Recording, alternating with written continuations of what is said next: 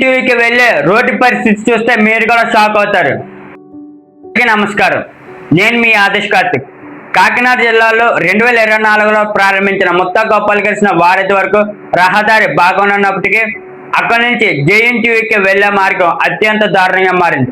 Road అంతా గుంతలతో నిండి ఉండడంతో వాహనదారులు, విద్యార్థులు తీవ్ర ఇబ్బందులకు గురవుతున్నారు. రోడ్డు పక్కన ఇసుక కుప్పల వల్ల ఇసుక గాలికి వాహనదారుల కళ్ళలో పడుతూ ప్రమాదాలకు కారణమవుతున్నారు.